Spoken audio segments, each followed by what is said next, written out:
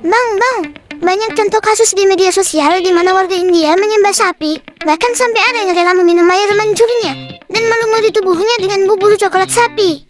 Apakah memang benar ada jalan yang seperti itu?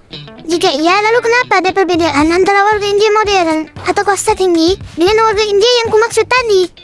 Oke, tapi mesti diluruskan dulu, kamu harus tahu mana yang perlu dibedakan antara ajaran agama, tradisi budaya, dan praktik sebagian kelompok. Apakah agama mayoritas di sana mengajarkan menyembah sapi? Secara umum tidak. Dalam ajaran Hindu, sapi dipandang sebagai hewan suci, bukan sebagai Tuhan yang disembah. Sapi dihormati karena melambangkan kehidupan, kesuburan, kemurahan hati, dan sifat memberi.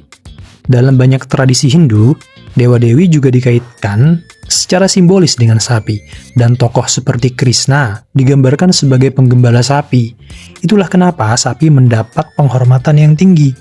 Jadi menghormati sapi berbeda dengan menyembah sapi. Lalu bagaimana dengan urin sapi yang diminum atau kotorannya yang dioleskan ke tubuh? Itu memang ada, tapi bukan praktik semua umat Hindu. Di beberapa wilayah di India, terutama dalam sebagian tradisi keagamaan atau pengobatan tradisional tertentu, urin sapi atau yang disebut gomutra dipercaya memiliki manfaat kesehatan atau nilai ritual. Ada juga penggunaan kotoran sapi untuk keperluan tertentu, misalnya sebagai bahan bakar, pelapis lantai tradisional, atau bahan untuk ritual penyucian. Tapi, klaim bahwa urin sapi dapat menyembuhkan berbagai penyakit itu belum ada bukti ilmiahnya ya. Banyak dokter dan lembaga kesehatan justru mengingatkan bahwa mengonsumsinya dapat menimbulkan berbagai penyakit, apalagi jika tanpa tujuan atau kepentingan tertentu. Jadi, praktik itu ada, tapi bukan kewajiban secara agama, dan tidak semua umat di sana melakukannya. Lalu kenapa orang Hindu warga lokal kita berbeda? Karena Hindu bukan agama yang dipraktikkan secara seragam di seluruh dunia. Contohnya, Bali mengembangkan bentuk Hindu yang dipengaruhi budaya lokal Indonesia selama berabad-abad. Titik fokusnya ada pada upacara keagamaan, hubungan harmonis dengan alam, penghormatan kepada leluhur, dan filosofi keseimbangan hidup. Sapi tetap dihormati, tapi bisa hampir dipastikan kalian tidak akan melihat praktik yang dianggap ekstrim. Kenapa warga India modern berbeda? Ingat ya, India memiliki lebih dari 1 miliar penduduk dengan latar belakang yang sangat beragam, mulai dari tingkat pendidikan, daerah asal, tradisi keluarga, aliran Hindu yang dianut, hingga pandangan pribadi. Banyak umat Hindu di kota-kota besar seperti Mumbai, Bengaluru, atau Delhi tidak mempraktikkan hal-hal yang biasanya viral di media sosial seperti yang kamu lihat itu. Apakah sistem kasta berpengaruh? Sistem kasta memang merupakan bagian dari sejarah negara ini, tetapi tidak bisa dijadikan penjelasan utama mengapa seseorang melakukan praktik seperti itu. Kamu bisa menemukan orang dari berbagai latar belakang, mau yang taat, yang moderat, atau yang lebih sekuler. Jadi agak kurang etis kalau mengatakan hanya kasta tertentu yang melakukannya. Lantas, kenapa media sosial sering menampilkan hal yang ekstrim? Ya karena hal yang tidak biasa udah pasti auto viral. Video seseorang menyeruput urin sapi jelas lebih menarik daripada jutaan warga yang menjalankan ibadah sehari-hari yang normal. Nah, gara-gara itu tuh, kesannya jadi kuat banget, seolah praktik ekstrim itu mewakili seluruh umat dan warganya. Padahal nggak gitu. Di zaman modern sekarang ini, apakah praktik seperti itu masih terus berkembang? Diwariskan kepada Gen Z dan Gen Alpha? Atau justru ada penolakan dari generasi muda? Pertanyaan yang menarik, karena jawabannya tidak mutlak A ataupun B. Secara umum di India modern saat ini terjadi 3 kecenderungan sekaligus.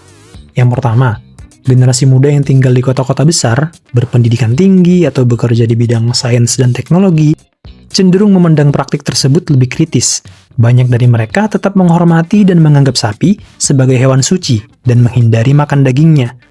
Namun, itu tidak membuat mereka percaya harus minum urin sapi atau menggunakan kotorannya sebagai hembody. Intinya hormat, tapi tidak mengikuti praktik ekstrimnya.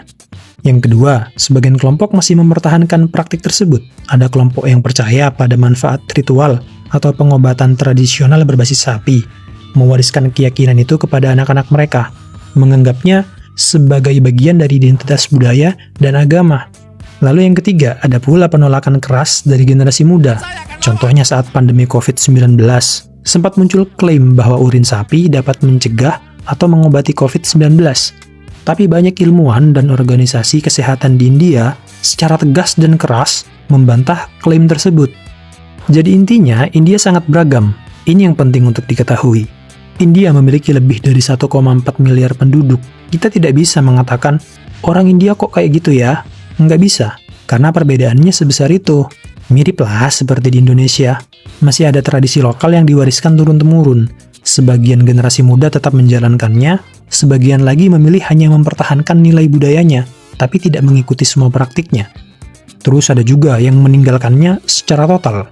Lalu gimana dengan Sungai Gangga yang dipercaya sebagai sungai suci, tapi malah dijadikan tempat pembuangan sampah?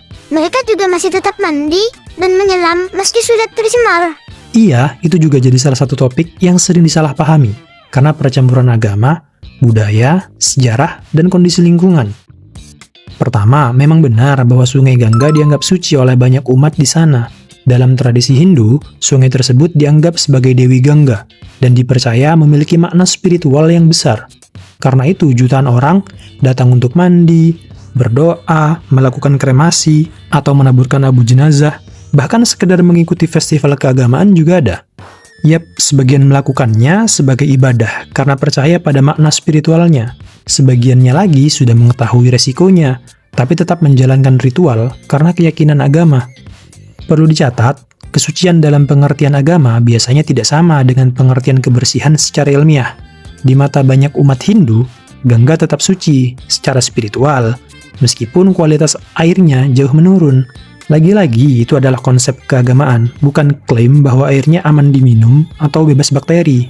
Alasan sungai bisa tercemar karena banyak faktor, bukan hanya karena aktivitas ritual. Beberapa penyebab utamanya adalah limbah industri, saluran pembuangan yang masuk ke sungai, aktivitas keagamaan yang menghasilkan limbah organik, dan populasi yang sangat besar di sepanjang aliran sungai. Jadi agak kurang kalau bilang sungai itu tercemar hanya karena ritual keagamaan. Faktor terbesar justru berasal dari urbanisasi dan pengelolaan limbah yang belum memadai. Gak semua orang setuju atau nyaman dengan kondisi tersebut. Banyak ilmuwan, aktivis lingkungan, tokoh agama, dan masyarakat yang mendorong agar Gangga dijaga tetap bersih. Karena mereka memandang sungai suci seharusnya dirawat, bukan malah dirusak. Oh, jadi yang membuatnya kotor itu karena limbah pabrik ya? Bukan karena ulah warga yang selama ini diberitakan media? Sayang sekali jawabannya bukan hanya salah satu. Keduanya sama-sama benar sih. Iya memang sering beredar di video media sosial yang memperlihatkan orang mandi, buang sesajen, atau upacara di Sungai Gangga. Video seperti itu pasti gampang viral sehingga memberi kesan bahwa penyebab utama pencemaran adalah perilaku warga. Padahal jika melihat hasil penelitian lingkungan, jawabannya lebih kompleks. Jadi media sosial kadang cuma memperlihatkan sebagian yang paling menarik perhatian. Contohnya tuh, orang mandi di air yang keruh dan kotor, yang disangka warga pada doyan tuh buang sampah di sungai. Padahal masalah sebenarnya lebih luas. Lalu gimana reaksi pemerintah India? Apa cuma diam saja? Tentu tidak, pemerintah India telah menjalankan berbagai program untuk membersihkan Gangga, mencakup pembangunan instalasi pengolahan air limbah, pengurangan pembuangan limbah ke sungai, dan upaya restorasi ekosistem. Hasilnya ada di beberapa lokasi, tetapi karena panjang Sungai Gangga lebih dari 2.500 km dan melintasi daerah yang penduduknya sangat padat, ya otomatis nggak bakal semudah itu.